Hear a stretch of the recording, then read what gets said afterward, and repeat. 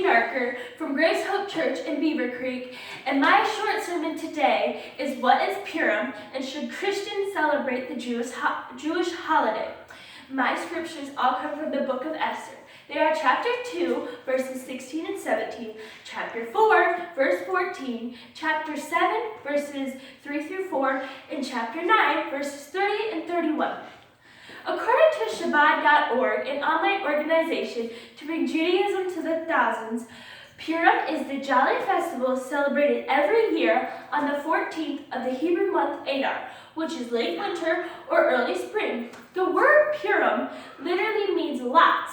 The celebration is called lots because Haman cast lots to decide when he would put his plan into place to take out the Jewish race. Purim is celebrated to honor the deliverance of the Jews from the Persians due to Queen Esther's bravery.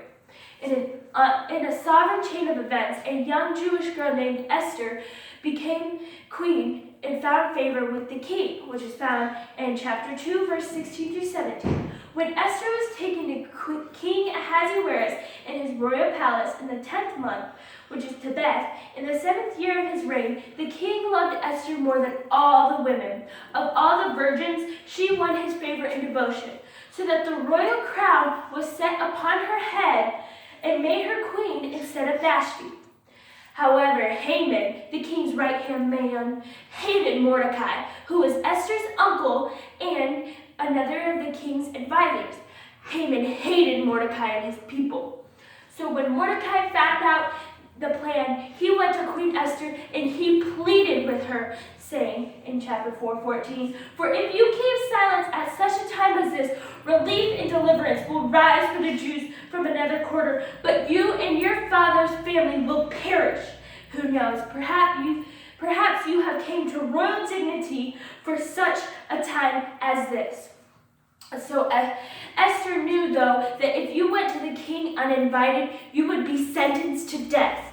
However, if the king found favor in you, he would hold out his royal scepter and allow your request to be known.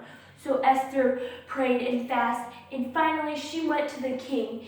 And because he loved her so much, he held out his royal scepter. So Queen Esther invited Haman and King Ahasuerus to a banquet. At that banquet, she made her request known to them. She said, Esther 7:3-4, "If I have won your favor, O king, and if it pleases the king, let my life be given to me. That is my petition. In the lives of my people, that is my request. For we have been sold, I and my people, to be destroyed, to be killed, to be annihilated. If we had been sold merely as slaves, men and women, I would have held my peace. But no enemy can compensate for this damage to the king." At that moment, Haman's plan to kill the Jews was found out, and King Ahasuerus sentenced him to death on the gallows that he had personally made for Mordecai. Due to Queen Esther's bravery, the Jewish race was saved. That's how Purim came to be. In verses 9:30-31, letters were sent wishing peace and security to all the Jews to the 127 provinces of the kingdom of Ahasuerus, and giving orders that these days of Purim should be observed at their appointed seasons, as the Jew Mordecai and Queen Esther enjoined on the Jews, just as they laid down for themselves and their descendants regulations concerning their fasts and their lamentations. Purim celebrates how many times Judaism has escaped extinction, such as in Queen Esther's time. Which brings me to my first point. Christians should celebrate Purim because Judaism may seem like the most persecuted religion, but Christians have gone through similar discord with the world since their beginnings. One such group that has always, since their origin, hated the Christians and the Jews is Islam. An example of Islamic persecution to the Jews is Saddam Hussein, who in fact on Purim 1990, after his unmerited missile attacks on Israel, U.S. attack and all hostilities ended. According to National Public Radio in 2015, ISIL, formerly known as ISIS, has already killed thousands of Christians. Also, as we all know, Adolf Hitler sought to get rid of Judaism, get rid of all of it off the face of the earth, but he also sought to purge the Third Reich and Germany of Christianity. Also, when our Savior Jesus Christ died, his disciples went on to fulfill the Great Commission, but many of them were martyred for their association with him, such as Peter, who was crucified upside down, and James, who was stoned and clubbed to death. Purim should be a worldwide celebration of the persecution of Jesus' people and how they have gotten through it, such in the Jewish and the Christian communities. Secondly, Purim is the celebration of where Judaism has came from. Christianity and Judaism share the same patriarchs in origin. Father Abraham, the father of many nations, is the father of Judaism, Christianity, and Islam. His son Ishmael, who was born of the slave Hagar, is the father of Islam.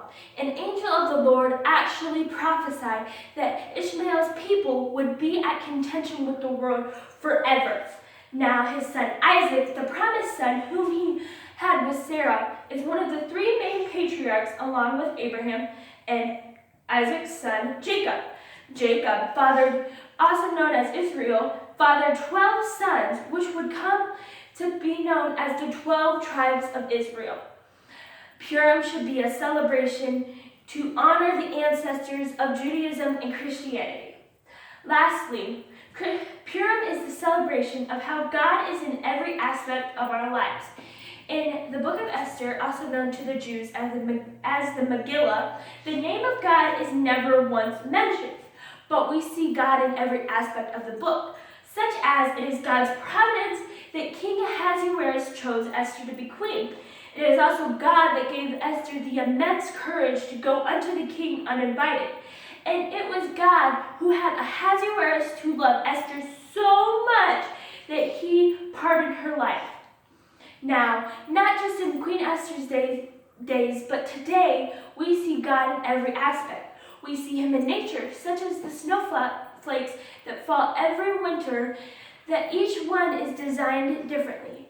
And we see God in biology. We see God in our bodies. He made these well-working machines that he designed, and he knows every particle down to each and every single hair on our head. Now, God is everywhere in Christian and Jewish lives alike, which brings me to say that Christians should come alongside the Jews and celebrate Purim, and the fact that we have gone through the same persecutions. We share the same origins and patriarchs, and the fact is, it is the same God who saved the Jews that is in every aspect, all-knowing in a Christian's life. Thank you.